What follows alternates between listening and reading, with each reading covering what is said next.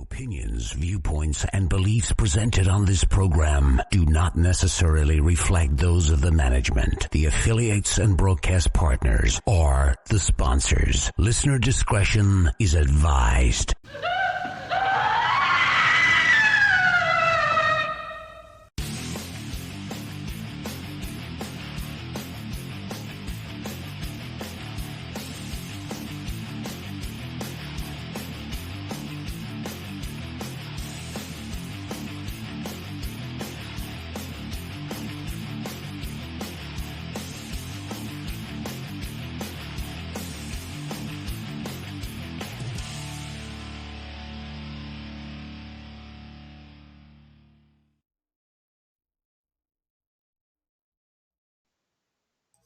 And hello everyone, and good evening, and welcome to another fun-filled episode of Scarefest Radio. The original broadcast date is May 24th, 2019.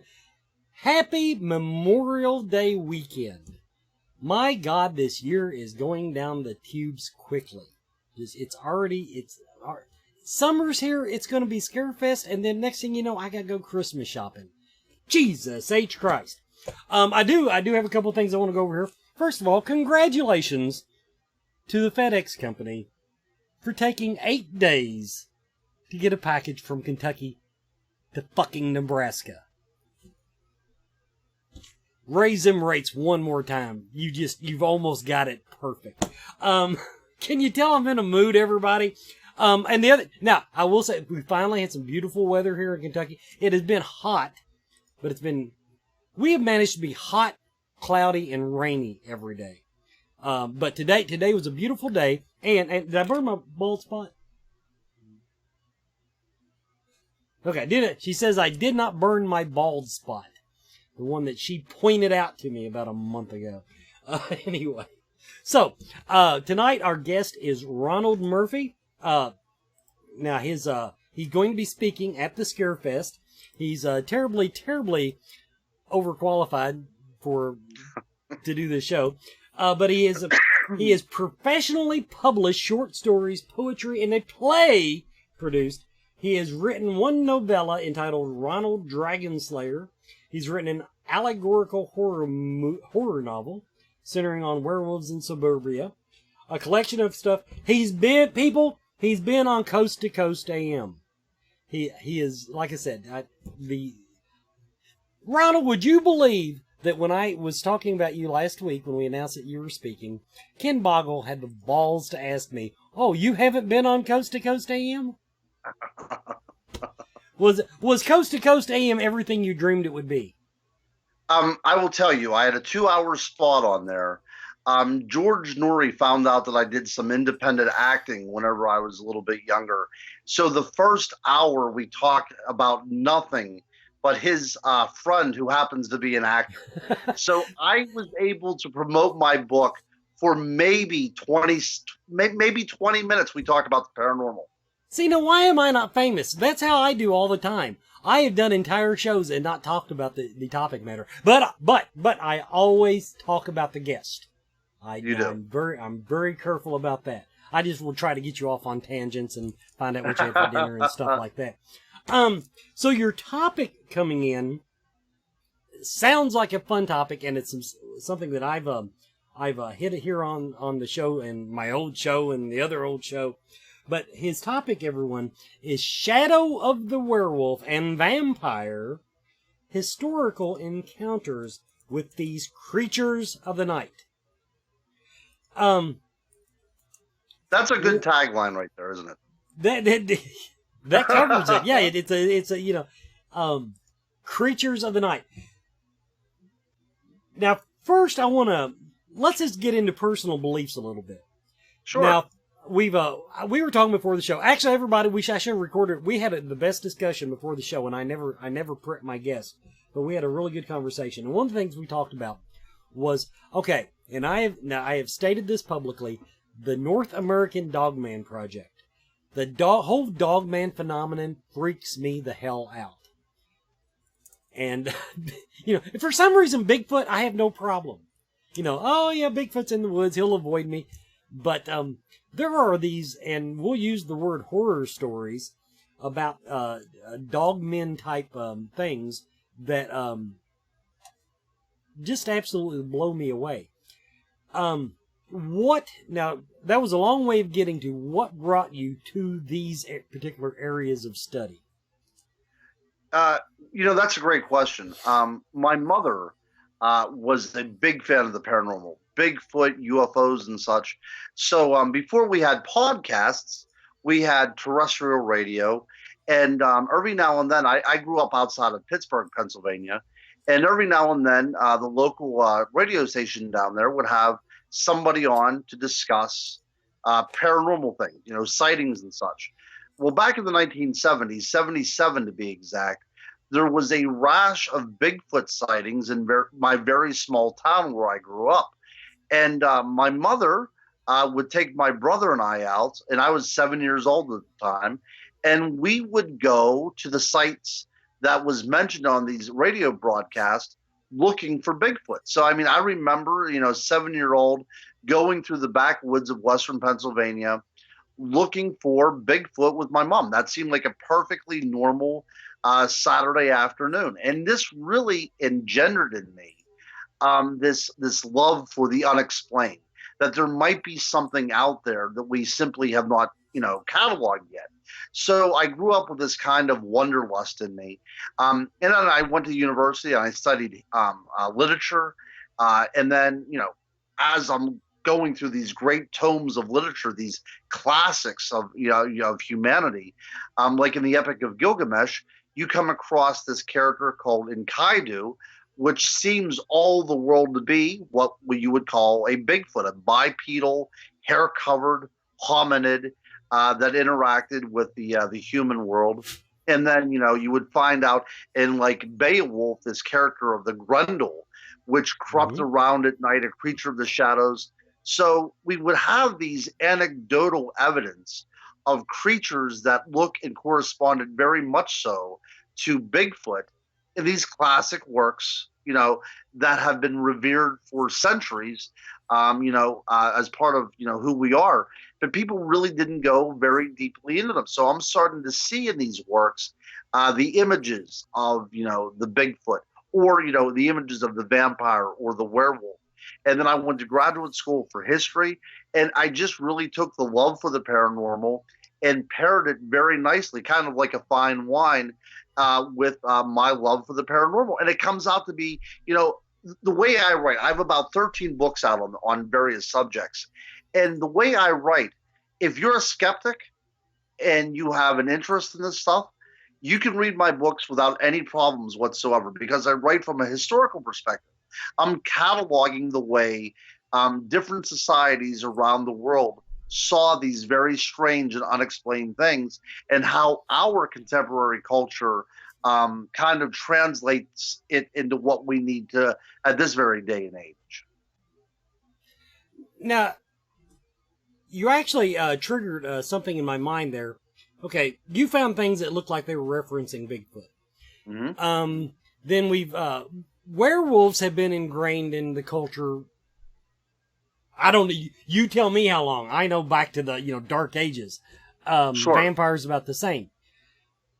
Why though? In the field of cryptozoology, in the field of actual study, Bigfoot. There's a Bigfoot group. You can't walk down. You can't walk through the woods without running into a Bigfoot hunter. Werewolves via the Dogman Project is gaining a little bit in cryptozoology. Nobody takes vampires seriously from a cryptozoology. Why did Bigfoot make the cut and those other twos went Hollywood? Yeah, that's a great question. It really is. That's two. I think, yeah. I think there is something about the idea, a romance about something out there that looks so much like us and acts so much like us, yet it lives in the periphery. It haunts the shadows. We never quite see it in full daylight. That is the romance of Bigfoot. Now, one of the things that makes the Dogman so kind of frightening is that this is much more bestial and much more savage. and much more hard to relate to, because whenever we would have an encounter with a Bigfoot, it's almost an awe-inspiring event, sometimes a spiritual event, even depending upon who has such an encounter. But with a dog man, it's something terrifying. And people have asked me, why aren't more people reporting dog man? And I keep on pointing out how many people vanish on their daily walks or on hikes that we never hear from again. See, there you go. There you go. Yeah. Now you're getting in. It's funny. Ghosts don't scare me. Bigfoot, no problem. Okay, vampires would freak me the hell out. But yeah, you're right. I mean, that is, we've told the stories on the show here that, so I'm taking from what you're saying is Bigfoot needs to mutilate and eat someone. Well, let's look at see. So if we look at the cinema now, how is Bigfoot portrayed now? Long gone is Harry and the Hendersons. So now we see things like Willow Creek, where there's a Bigfoot out there that's stalking people, hunting people, and so the majority of the Bigfoot movies produced nowadays has the Bigfoot as a very terrifying antagonist. And it's really against the nature of Bigfoot that has been reported for how many years? We think of the lumbering giant, we think of this benign forest spirit, but that doesn't sell Hollywood movie tickets. But if you make it a bloodthirsty, creature. Now, I have to make the argument he's still behind the curve, because now the werewolves are getting all cuddly, and we watched something on Netflix, The Order or something like that, where, these are college kids and the werewolves are the good guys. We all know about Twilight. That's right. So somehow, I guess he needs a better agent. he needs better marketing, doesn't he? That's right. That's right. Well, I think that it's kid friendly too. They see something, it's hair covered. You can almost pet it. It doesn't have fangs. Usually he's not portrayed as having fangs. But, the dog man, you're going on all out here. Whenever you see representations of the dog man, whether it's a Linda Godfrey, art drawing or, something off of the Sci-Fi channel, it's snarling. It's got the teeth. It's got the saliva dripping from the fangs. This is something to be, terrified of. And it really strikes a primal chord. Nobody wants to be stalked. Nobody wants to be considered prey. But when you're in the realm of the dog man, that's what you are. You are subjugated to this creature because you're in his territory at this point, and your God-given intelligence is not good enough to save you from its animalistic instincts. One quick question before we go to a commercial break. Something was pointed out to me. Do you wonder if a lot of the Bigfoot sightings, especially from a distance, or could be dogman sightings, because people aren't looking for dogman. They're not looking for a werewolf. That's right. But because of TV, we are looking for Bigfoot when we're in the woods. Sure. Before the dogman became part of our vernacular, I was out on an expedition with an elderly gentleman who claimed that he had seen Bigfoot, and he spent the rest of his life trying to prove the existence of this so people didn't think he was crazy. But he told me a story when we were out in the middle of nowhere. He said, there are two types of Bigfoot out there. He said, one is this kind of, very benign giant creature that will do you no harm. But there's another type of Bigfoot out there. I start listening, and he said, it's much thinner. It's got a pronounced snout, and it hunts in packs.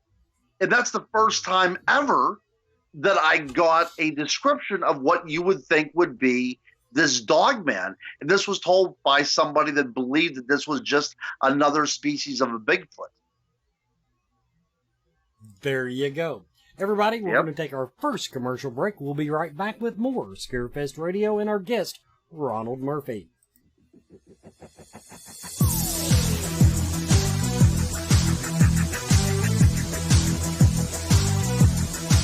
Have you checked out the Mama Ruby's family of metaphysical and spiritual shows?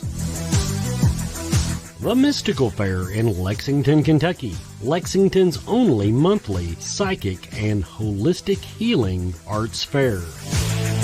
The Inner Light Festivals in Louisville in June and Lexington in November. And watch for Mama Ruby's Expo coming in 2020.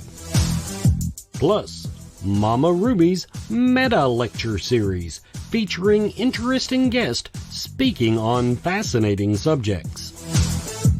Start your journey now at mamarubies.com for more information.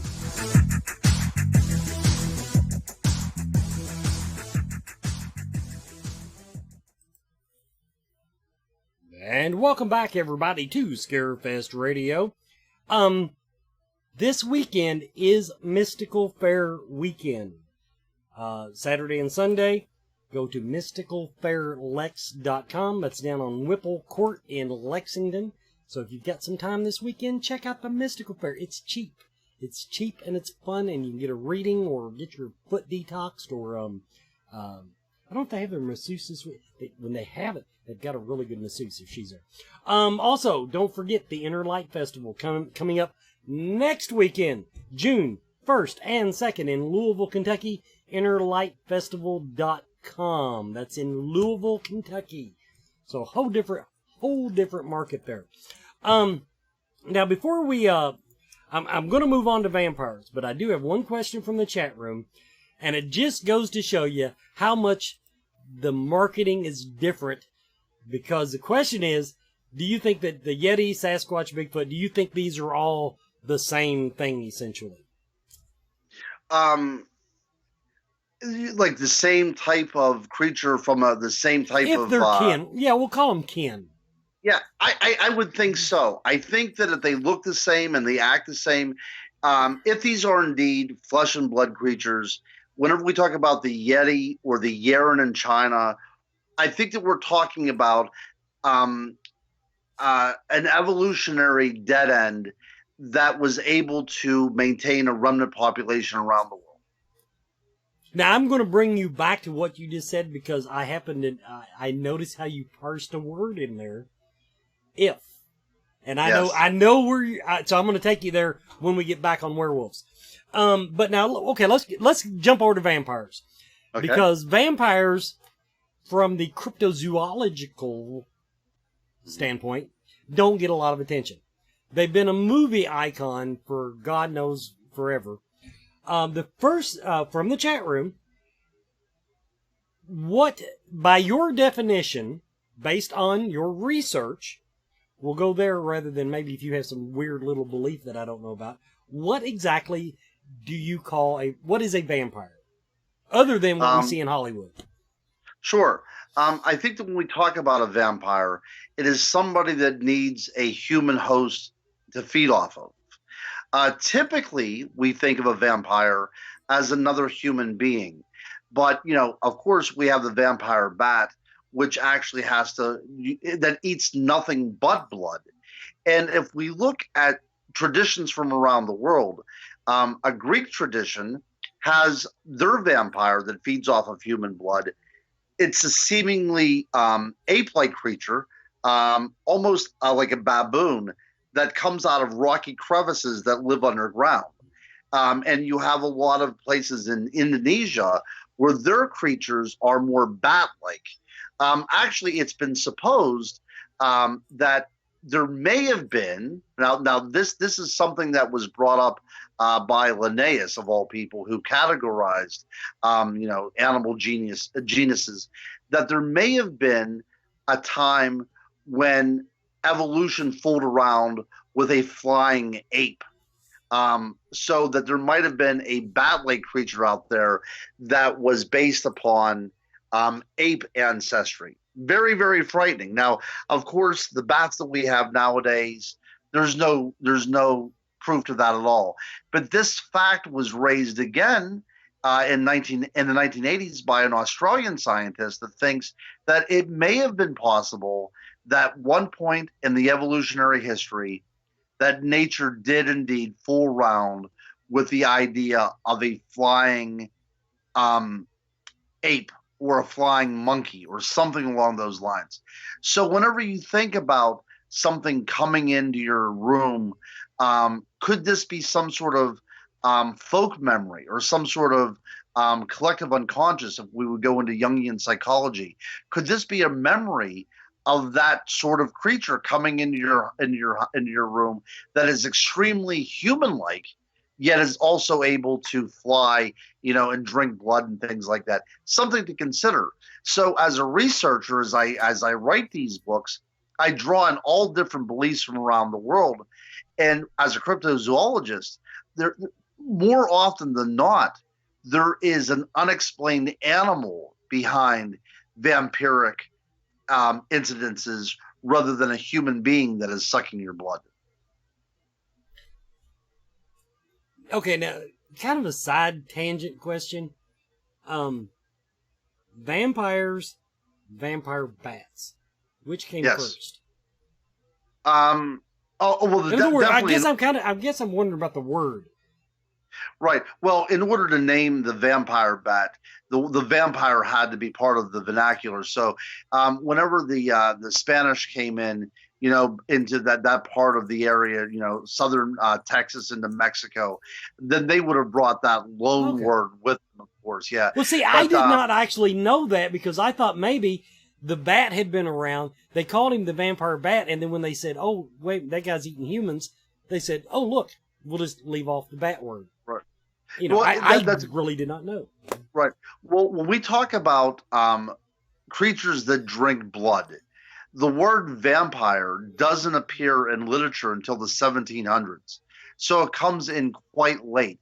We see references to ghouls, and we see references to other type of, nighttime creatures, but never is it considered a vampire until the Age of Enlightenment, until the 1700s.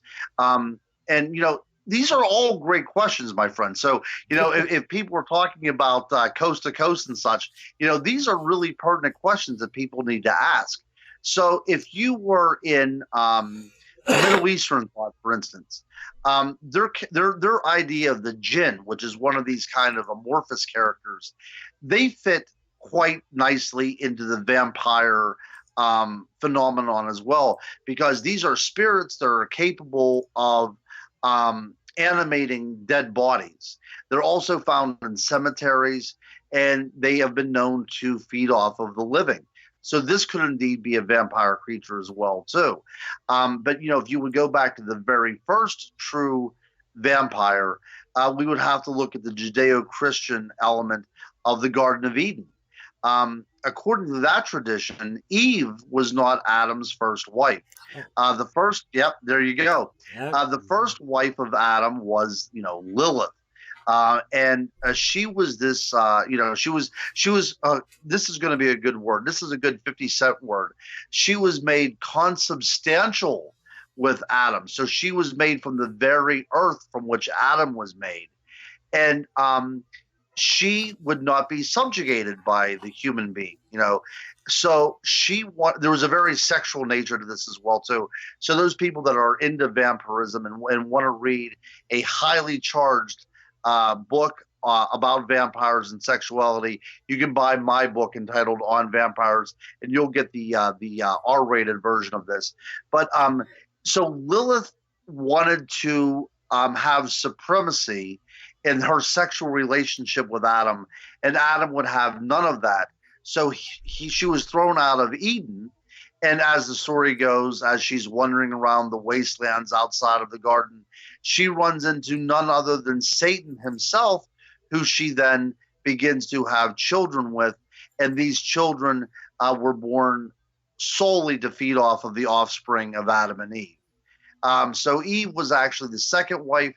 She was made from the rib of Adam and thus subservient to him. So if we look for the true vampire in literature, in human thought, we would go back to Lilith. But then this creature becomes more of a demonic type of creature rather than a human creature.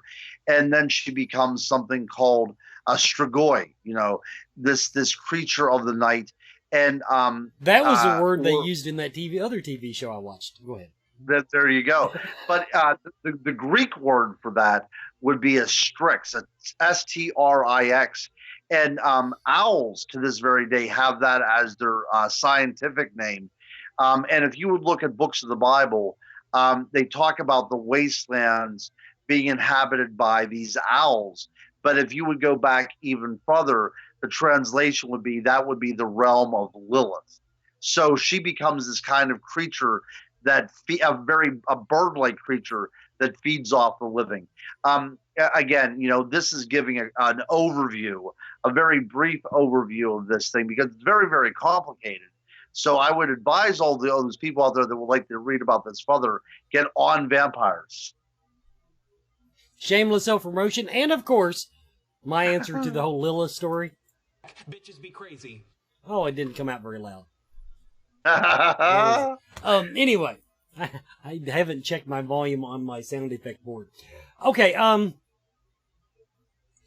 so you've traced the vampire legend back. Of course, okay. There's two ways to look at that. One is as a literary concept. Still, we gotta plug the Bible at what 1400 AD when they actually. I mean, yeah, there's probably parts of the Bible that were starting to be written as early as 3000. Probably. Well, yeah, okay. Probably, see, yeah. that's the hard part because the part they put it all together. I should be clear. I do understand they didn't write it in 1400 AD. No, they put it together, but I don't know, not being a biblical scholar, how widespread, how well known the parts that went into it were. So in other words, I don't know how the Lilith story, for example, Adam and Eve, Genesis, I guess, that was pretty much mainstream. The Lilith story, I mean, I'll put it this way. Nobody at my church talked about it. I didn't find out about it, that until years later. Sure. How ingrained was that legend that you know of into the popular culture? The popular psyche at the time. See, another great question. So if you were not Hebrew, okay, in another, this is also Judaic tradition, okay? Right. So this is from very learned people. So the common man on the street may not have known this story. But what they would have known is the people surrounding them in Mesopotamia and Babylon, and all these places, the Fertile Crescent. They would have known that there were plenty of gods that demanded blood offerings. So it was just part of the way of life. They knew that the world was inhabited by God, but they also had no problem believing that the world had other gods to them. Which is interesting when we look at the Ten Commandments. It is, you will have no other God before me. It doesn't say that I'm the only God out there. They understood whenever they wrote this that there were other gods out there, and at least in their mindset. Mm-hmm. And the other gods around them were bloodthirsty. They demanded child sacrifice in many ways. And one of the hallmarks in early vampiric traditions was the feeding off of children. Even in the Egyptian mindset, one of the first victims of a vampire was a child. And that's just the way it went. And that goes back to the idea of Lilith, whose offspring fed upon the children of Adam and Eve. So, this may have been a way to personify things such as sudden infant death syndrome. Whenever a parent puts a seemingly healthy child to bed, and the next day it is dead. That's one way of explaining such a thing. But it is also a way of the society looking around them and saying, hey, this is a very dangerous world, and we are not the apex of this world yet. This was a time whenever we were still, being preyed upon by lions. This was a very terrifying time in our development as a civilized culture. But to talk a little bit more about this, that does not have a literary element to it, but a very archaeological element to it. We have to go back to about 14,000 years ago to England, of all places. And there's a cave in England called Go's Cave. It's in Cheddar Gorge, where we get our cheddar cheese from. And in that cave was a pile of bones, deer bones and pig bones and such.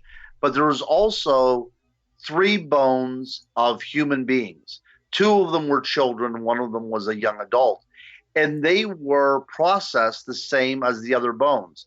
No special reference paid to these bones. They were simply hunted and eaten by other human beings. Now, what makes this extremely ghoulish is they also found 2 chalices made from the skull of a human being, and residue of blood in that skull as well too. So it seemed like no part of the body was wasted, and even the blood was ingested. But this was solely done as a food source because this time we were still part of there were still glaciers covering parts of England. This was very, very hard going, and people were preyed upon by other people. So we would look at the first, what we would call vampiric encounter.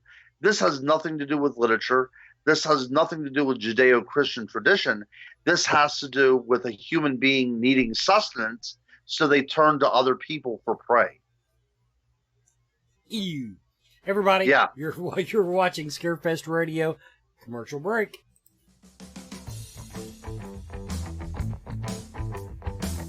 Do you feel lost in life? Do you seem to be stuck in emotions that are not yours? Is your home not the sanctuary it should be? Contact Spirit Mechanics, where they take a team approach to your metaphysical and spiritual problems. Spirit Mechanics specializes in aura cleansing, stone attunement, attachment removal, and house cleansings.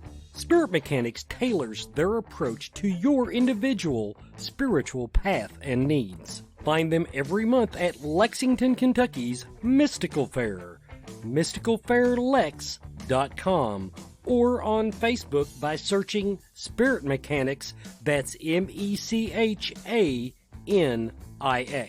Spirit Mechanics, for your spiritual health and well-being.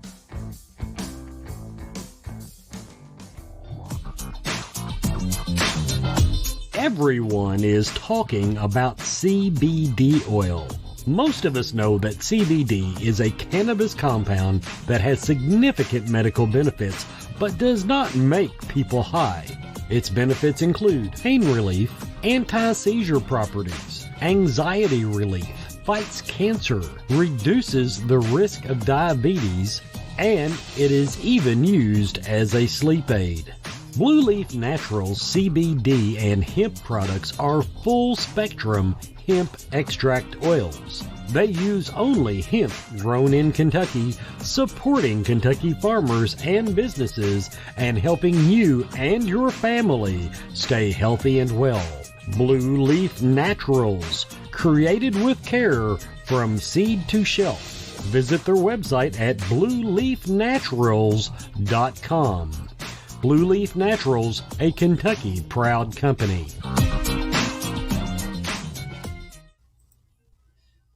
And welcome back to Scarefest Radio. Don't forget, we have a special deal just for the viewers of this show and people that happen to go to the Scarefest website. BlueLeafNaturals.com. Order your CBD oil. Enter the code SFFREE. Scarefest free. SFFREE. Into the checkout, and you will get free shipping. Free shipping for fans of the show and fans of the Scarefest. Now, I do want to do a little shout out. I don't normally do shout outs, but I'm going to do a shout out. Spirit Mechanics, Stephen and Tiffany, Happy anniversary. Everybody go to their Facebook page and just blow it the hell up. Just say, I heard on Scarefest Radio. So, we're talking about vampires and werewolves with Ronald Murphy. And, now, when did the vampire as this horrible, horrible creature that eats babies, when did that culture start to change into this romantic thing? Because now I know back in years ago, you know, they thought people were crawling out of their graves, and so that's where the stake through the heart thing, they nailed them down. Sure. It wasn't that the wood stake killed vampires. It held them the hell down. It held them down. That's right. But I mean, because even the oldest movie reference I know of, Nosferatu, this was a wretched, wretched creature. When did it become a romanticized character? Because I remember reading comic books, the Dracula comic book. Dracula was this suave, you know, he'd look you in the eye and just, you know, you'd swoon. Yes, that's right. Well, if you would look at Bram Stoker's Dracula, and that really is the turning point with what we're dealing with here with the vampire. He was not fully human. I mean, it was a human being. A lot of it was based upon Vlad the Impaler, but he was not a romantic character whatsoever. Nosferatu, they could not get the rights for to name it Dracula, so they had to change it and change it just enough so they didn't get sued by the Stokers. That's a true story. So they borrowed from the Russian tell of Nosferatu. So that character Nosferatu is closer to the way Bram Stoker illustrated his Dracula than anything ever put on film. Not Bela Lugosi or anything like that. He does not become a suave character until Bela Lugosi dons the cape. True story. That's just what happens. And it's not until things like Twilight that it becomes extravagant, you know. Now, I will tell you, before we have Dracula, we do have a French work about a lesbian vampire, and she is very, very beautiful, and she is very, very seductive. But we do not have this masculine thing until Bela Lugosi comes around. And for some reason, Bela Lugosi was seen as quite a sex symbol. You know, I don't know if any of you or any of your listeners had ever thought about that, but he was seen as quite the hunk back in the day. And so that's whenever it became associated wholly with that. But, you know, even if you look at Gary Oldman's character in Bram Stoker's Dracula, you know, he was kind of like this steampunk character, but he still had this sexuality. Now, vampires have always been associated with sexuality ever since Lilith. But, you know, not until cinema really grabs a hold of it do we see this overt kind of, you know, sexuality attached to it. Now, the other thing I wanted, before we get off vampires, I wish I remembered her name, but the vampiric legend, if you will, is still alive and well in places like New Orleans. Oh, yes. What are some of the more, I guess I want to say current history? What's going on in the real world vampire community today? Okay. The last reported exhumation of a vampire was in Romania in 2008. Now, that was the last reported one. So you can imagine what goes on, you know, the deep, dark nights in some sort of backwater town of Romania. People believe that vampires exist. There are people out there that identify with vampires so much that they believe that they are vampires themselves. Now, let's look at the modern day vampire. Some modern day vampires are almost new age. They believe that they feed upon the energy of nature. They believe that they can draw sources from thunderstorms and such. that's a relatively new breed of vampire. There are some people that believe they can feed off of the energy of others. And I'm sure that you or some of your viewers have experienced walking into a room and somebody's in there and automatically you feel kind of drained and zapped. I believe in psychic vampires. I do too. I believe in psychic vampires. Right. And you also have the sanguine vampires, the typical bloodsuckers. But whenever I was doing this research for this, I did visit people that believed that they were vampires. And I also interviewed a lot of people who were considered hosts. They had no problem with somebody biting them until they drew blood, or using a needle or even a razor blade to open up a vein and drink blood from them. They have no problem doing that whatsoever. So there are people out there in this psychosexual culture of sadomasochism that identifies themselves as vampire and host. And these people usually have a boring Walmart job, and they want to feel empowered, and they want to feel something a little bit different. So you have that. So the reason why you have such an influx of vampires down in New Orleans is part of it does have a voodoo culture to it, without a doubt. This mix of African and European type of ideologies. But of course, you also have Anne Rice, and without Anne Rice, we would not have New Orleans as the epicenter of vampirism in America. But you can go to vampire clubs in New Orleans. You can go to vampire clubs in New York City, and you can also go to vampire clubs in China. I mean, they're all over the world. Okay, we're gonna get back to werewolves. Okay. Now, this is what I kind of teased earlier. I know that. Okay, let's talk about werewolf as the dog man. Sure. Now this is something that you actually mentioned, and I think you might have even hedged your bet a little bit on Bigfoot, is the shapeshifter angle. Do you, historically, where did the human becomes wolf, where did that part come in? And do you give it any credence, and does it still go on today? Researching, the first evidence that I've ever found of a person transforming into an animal, unfortunately it wasn't a wolf, it was into an elk creature, was taken from a cave about 35,000 years ago in France. So we do have the idea that ancient man saw that there was a possibility of changing from man into an animal. It would be so much spectacular if it was a guy changing into a wolf. But if you would look at Native American tradition, like I said, I'm in Western Pennsylvania.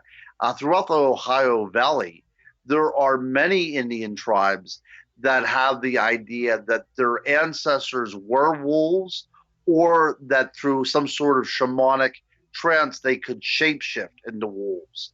So that is part of the tradition of a lot of Native American beliefs, not only here in the Ohio Valley but throughout. If you look at Kachina dolls from the Plains Indians, you see the werewolf very well represented as somebody that's wearing the mask of a wolf and taking on the attributes of a wolf. So that is something that's pretty common in indigenous folk beliefs. But again, are we dealing with a shamanic belief? Are we thinking that this is something that transformation takes place solely inside the head? Or is it something that people believe that there's an actual transformation going on? When we think of the Viking culture, we think of the berserker, the bear skin. That's where that word comes from. But there was also berserkers that would wear the skin of wolves, and they were known as the drinkers of blood because they would take on the attributes of the wolf and prey upon their enemy, so to speak. Of course, a lot of this had to do with some sort of psychedelic drug, getting everybody hyped up on this kind of cadence of what they should be in battle, in the heat of battle and everything. So it's very complicated from a psychological point of view why they believed in such things. But if you would look at instances throughout history of people that believed that they were vampires or believed in werewolves, again, I keep on saying vampires, it usually resulted in some sort of deal with the devil, and they would wear some part of a wolf in order to establish the transformation. The belt of a wolf, the hide of a wolf, or a belt made out of a wolf, or the hide of a wolf would allow this transformation to take place. There was this one person who was called the Werewolf of Bedburg, and that was in Germany in the 1500s. And he hunted and killed livestock, and he also had a taste for fetuses. So he would kill pregnant women and take the fetus out of the womb in order to devour it. Now, he is what you would call now a serial killer. But back in the day, he was believed to be a werewolf, and he said that he made a deal with the devil in order to become a werewolf. You got some sick stories, dude. You got some sick stories. I do, and I'm saving the worst ones for Scarefest. There's so you your have teaser. to come out for that. Yes. Hey, everybody, we're going to take our final commercial break. We're going to come back, and I just got a little bit more about the Bigfoot and Dog Man and werewolves. Great. Coyote Chris Sutton. Shamanism, Spiritual advisement. paranormal investigations, Inspirational presentations. Bringing light to the darkest places for over 20 years. Go to coyotechris.com to learn more. And welcome back to the final segment of Scarefest Radio. Do not forget our new sponsor, Akashic Awareness, a metaphysical healing and learning center unlike any other in Kentucky. Large selection of crystals, gems, and minerals greet you the minute you walk in the door, about the time Raven, the dog, greets you with her tail wagging. But it is a metaphysical center, people. This is not a store where you go in to pick up your latest rock. They have pyramid therapy, biomat, aura cloud, pulse electromagnetic field therapy, ionic foot detox, earthing, color therapy, emotion. They got all kinds of stuff for all of your metaphysical needs. Elizabethtown, Kentucky. Check them out at akashicawareness.com. Okay, back to werewolves.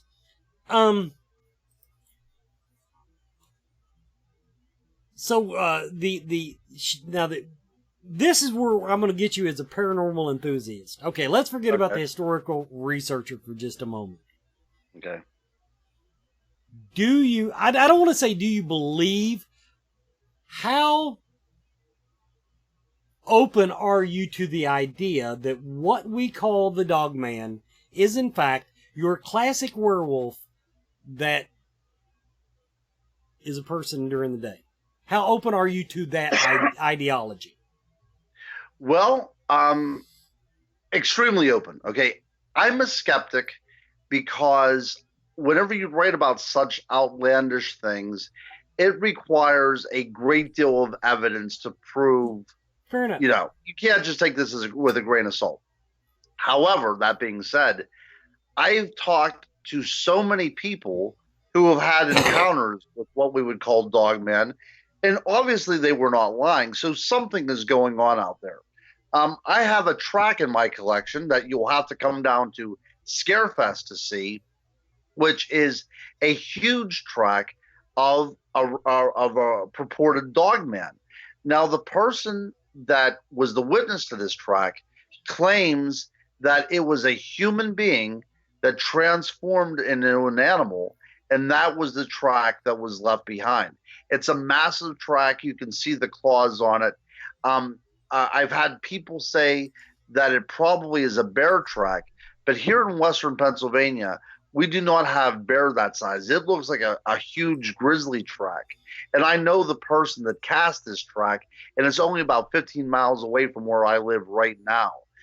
So there's something strange going on out there.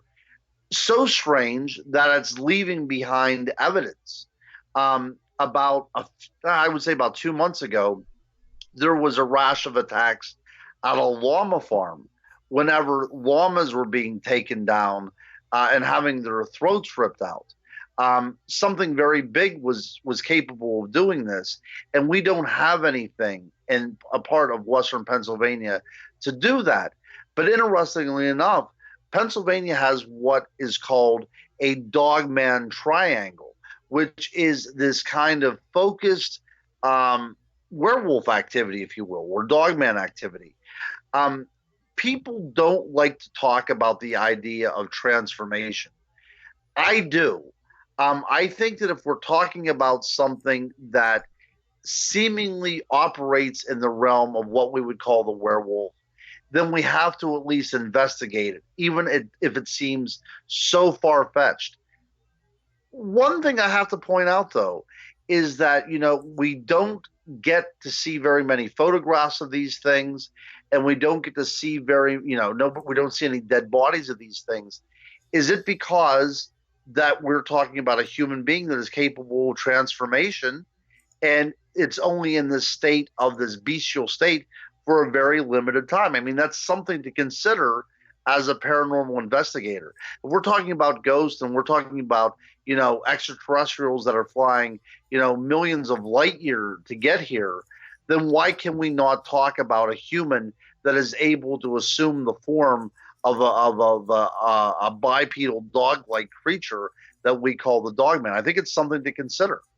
And that, everybody, is the full circle that I was going to get back to Bigfoot, because the question in the chat room is, of course, common question, why haven't we ever found a body? Yes. What if, I'm going to do History Channel on you. What if Bigfoot is very similar? I mean, people have talked about, is this a trans-dimensional being? Right. What if it's just a shapeshifter of some type? My newest book was published just a week ago, and it is entitled On Fairies. Now, we'll have to talk about this someday, my friend, because it's a fascinating topic. I have extensively went through fairy lore around the globe, starting with as far back as I could possibly go up into contemporary thought. And all fairy lore revolves around the notion of shape-shifting, the ability to take on another form. So as a paranormal researcher, is it possible that what we're talking about when we're talking about Dogman or Bigfoot or the Jersey Devil or the Mothman, is it possible that we're talking about the same creature, the same type of energy that is simply able to assume a multitude of forms? Or what happens if it doesn't actually assume forms, but it's able to project in your mind and make you think that it's changing forms? That's hard. That's hard to photograph, isn't it? Yeah, that's hard to photograph. Yeah, now now you've piqued my interest, and we're almost out of show. I love fairies. I believe in fairies. I think, but at the same time, no, not the guy up in Indiana that's walking around graveyards photographing lightning bugs. I believe in your traditional, magical, if you will, mystical fairy. Yes. This has been a fascinating conversation tonight, Ronald. And everybody, if you have any interest at all in cryptozoology, I can already tell. This is the seminar to take in this year at the Scarefest. Well, I appreciate that very much. I'm looking forward to meeting you, my friend. I'm looking very much forward to getting back to Kentucky, one of my favorite places in the world. I cannot wait to be there. And, I'm just excited about seeing everybody, and let's talk about, strange things that go bump in the night. And there are plenty of them, and then people like me that bump back. Okay, everybody, this has been Scarefest Radio. We'll see you next week.